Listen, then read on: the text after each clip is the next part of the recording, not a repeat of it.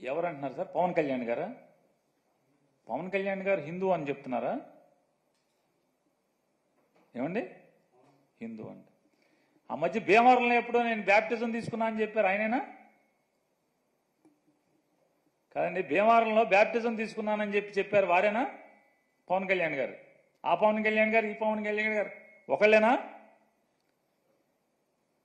ఆ మధ్య ఎప్పుడో ఒక ముస్లిమ్స్ ఇంట్లో టోపీ పెట్టుకుని హలాల్ చేశారా మాంసాన్ని, హలాల్ చేయకపోతే మనం తినకూడదని చెప్పని సోఫా మీద కూర్చోకూడదు, రంజాన్ మాసంలో కింద కూర్చోవాలి, మంది ఇది పెద్ద మాంసమేనా అని చెప్పి గబగబా అడిగి తిన్నారు, ఆయనేనా? పెద్ద మొక్కలు అని చెప్పి అడిగి తిన్నారు, ఆయనేనా? ఆయనేనా ఈ పవన్ కళ్యాణ్ గారు? జనం మర్చిపోరు ఏది కూడా. పవన్ కళ్యాణ్ గారు మీరు బ్యాప్టిజం తీసుకున్నానని చెప్పి మీరు చెప్పింది ఎవరు మర్చిపోరు. నాకు మతం లేదు కులం లేదని చెప్పినా మీరు ఎవరు మర్చిపోరు. మీరు రష్యా చర్చిలో యేసు ప్రభువు యొక్క మందిరంలో మోకాళ్ల మీద మోకాళ్ళ దండేసింది కూడా ఎవరు మర్చిపోరు. మీ పిల్లలకి క్రైస్తవ పేర్లు పెట్టుకున్నా కూడా ఎవరు మర్చిపోరు. తప్పు లేదు, తప్పు అని నేను అంటలా. అంటే మీరు వాళ్ళ కొత్తగా శ్రీ వైష్ణవ మతం ఎవరన్నా కొత్తగా పుచ్చుకుంటే ఒంట్లో ఎన్ని భాగాలు ఉంటే అన్ని భాగాలకి నామాలు పెట్టుకున్నా అంటే ఎవడో ఈయనలాంటి ఎవడో అట్లా కొత్తగా ఈయన హిందూ మతం తీసుకుని ఉంటాడు. మేమందరం పాత రోజుల నుంచి పుట్టిన కాడి నుంచి హిందువులే మేమందరం కూడా.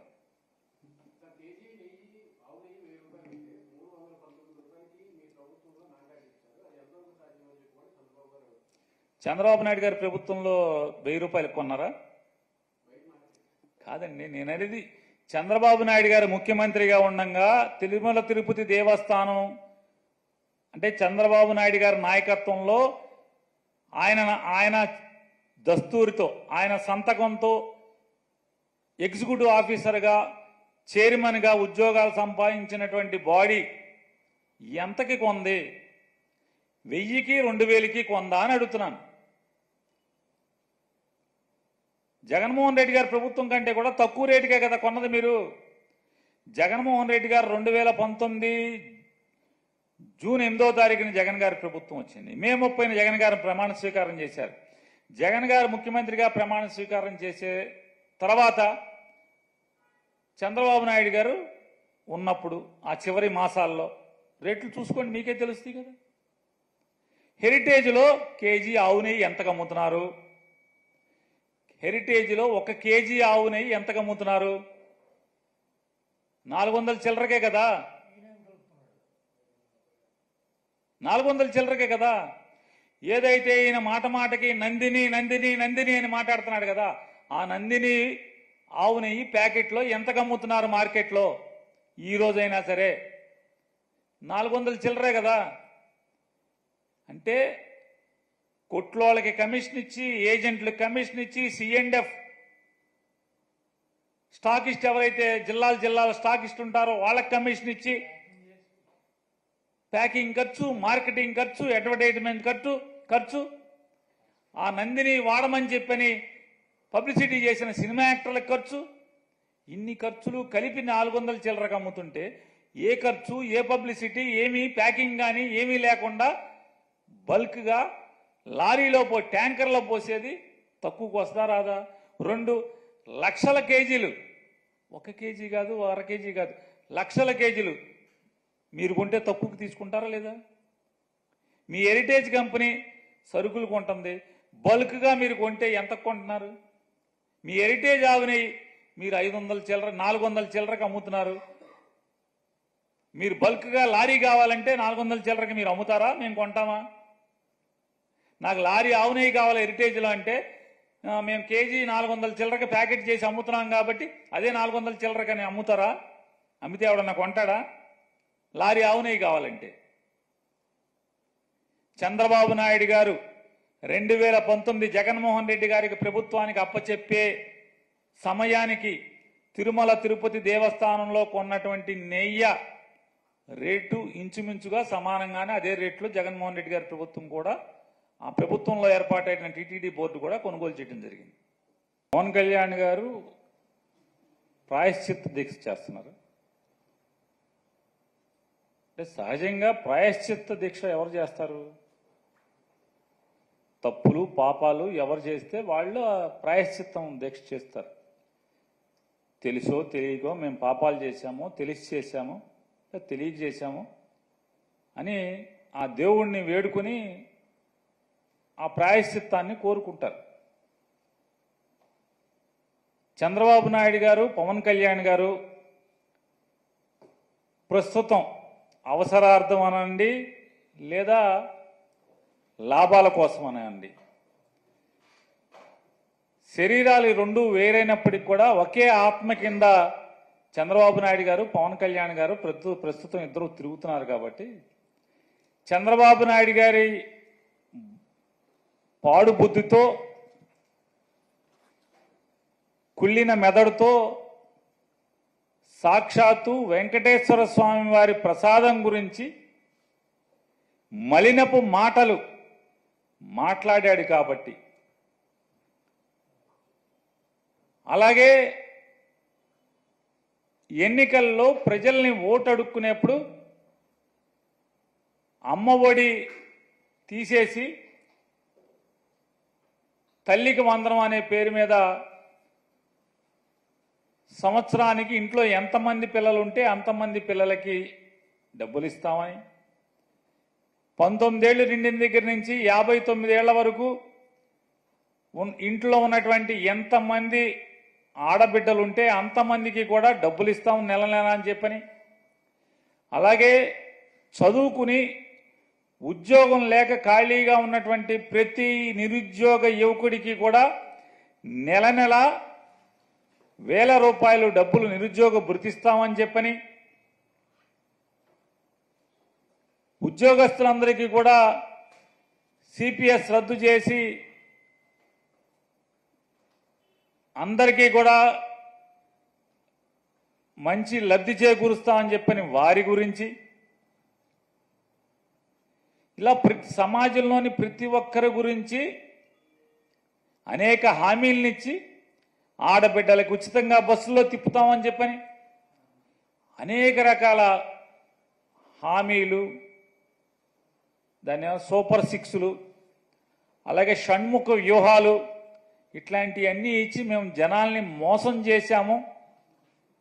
రాజకీయాల కోసం జగన్మోహన్ రెడ్డి గారిని నిందల పాలు చేయటం కోసం కలియుగ దైవమైనటువంటి వెంకటేశ్వర స్వామి యొక్క ప్రసాదాన్ని కూడా మా మలినపు నాలుకతో తప్పుగా మాట్లాడాము, ప్రజల్లో తప్పుడు ప్రచారాన్ని చేశామని చెప్పని వాళ్ళ అంతరాత్మ దహించుకుపోతుంది. కాబట్టి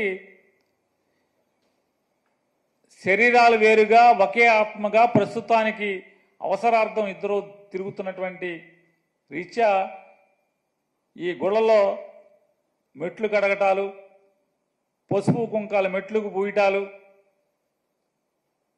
లేదా పాప పరిహారాలు, ప్రాయశ్చిత్తాలు, అంతే కదా. పాపాలు ఎవడు చేస్తే వాళ్లే ప్రాయశ్చిత్తం చేయాలి కదా.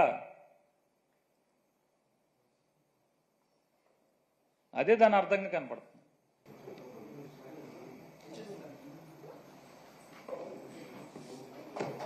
తిరుమల తిరుపతి శ్రీ వెంకటేశ్వర స్వామి వారి ప్రసాదమైనటువంటి లడ్డూ తయారీలో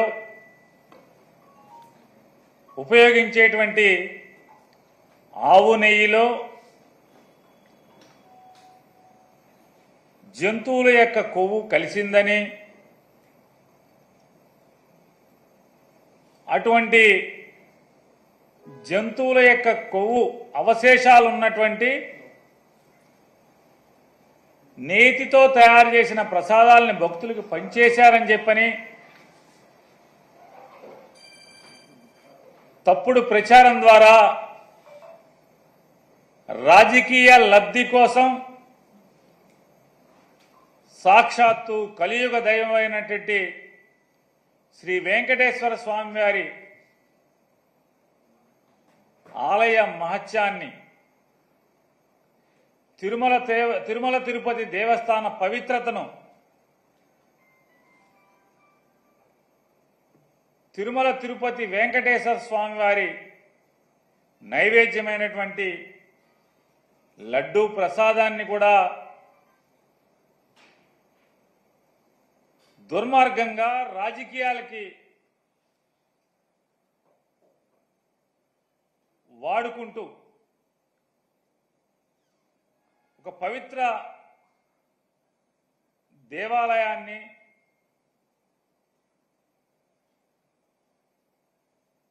ప్రపంచవ్యాప్తంగా ఉన్నటువంటి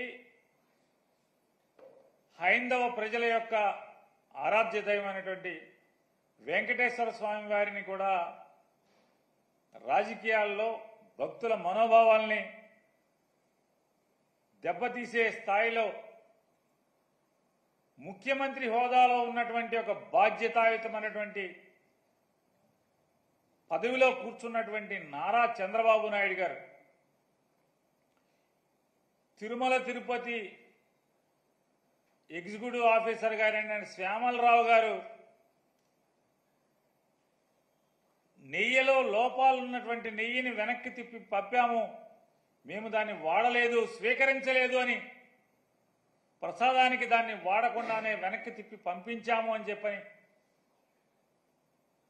అలాగే తిరుపతిలో ల్యాబ్ ఉంది, ల్యాబ్లో మేము పరీక్ష చేసి అటువంటి నెయ్యిని వెనక్కి పంపించాము, వాడలేదని చెప్పని ఈవో చెప్తున్నప్పటికీ కూడా దుర్మార్గంగా నారా చంద్రబాబు నాయుడు గారు దీంట్లో జంతువు కొవ్వు కలిసిందని, అలాగే వారి కుమారుడైన నారా లోకేష్ నాయుడు గారు మరొక అబద్ధాలు ఆడటంలో, అసత్యం ఆడటంలో మరొక 10 అడుగులు ముందుకేసి పంది కొవ్వు కలిసిందని చెప్పని ప్రసాదంలో నారా లోకేష్ మాట్లాడుతూ, అలాగే వెనకటికి పెద్దలు చెప్పిన సామెతగా దున్నపోతు ఈనిందేనే ఎవడో చెప్తే దూడను కట్టేయమని చెప్పని ఇంకొకటి దూడను కట్టేయడానికి పరిగెత్తిన చందాన ఈ తండ్రి కొడుకుల యొక్క దుర్మార్గపు మాటలని,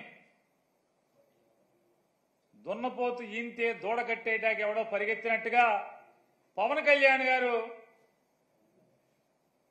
దాన్ని భుజానేసుకుని ఆ మాటను ప్రచారం చేయటం, వీళ్ళందరూ కలిసి ఉమ్మడిగా కూటమిగా చేసినటువంటి ఈ కూటమి పాపాన్ని ప్రక్షాళన చేసేదానికి సెప్టెంబర్ మాసం 28వ తారీఖున, అంటే ఈ నెల 28వ తారీఖున శనివారం తిరుమల వెంకటేశ్వర స్వామి వారి యొక్క పవిత్రతని వీళ్ళ ముగ్గురు కలిసి, కూటమంతా కలిసి అపవిత్రం చేసినటువంటి దౌర్భాగ్య పరిస్థితుల నుంచి వాళ్ళ పాపాలని క్షమించి వదిలేయమని, దానికి పరిహారం కోసం జగన్మోహన్ రెడ్డి గారి యొక్క పిలుపు మేరకు ఈ శనివారం 28వ తారీఖున ప్రతి నియోజకవర్గంలో కూడా వివిధ దేవాలయాల్లో భక్తులు కానీ, ప్రజలు కానీ, అలాగే వైఎస్ఆర్ కాంగ్రెస్ పార్టీ కార్యకర్తలు కానీ ప్రతి ఒక్కరు కూడా ఆ రోజు ఈ కూటమిగా వీళ్ళు ఏర్పడి స్వామివారి పవిత్రతని ఈ రకంగా కిరాతకంగా పాపానికి ఒడిగట్టిన దాన్ని పరిహారం కోసం ప్రత్యేకమైన పూజలు నిర్వహించమని చెప్పని అందరినీ కూడా వైఎస్ఆర్ కాంగ్రెస్ పార్టీ తరఫున కోరుకుంటున్నాం.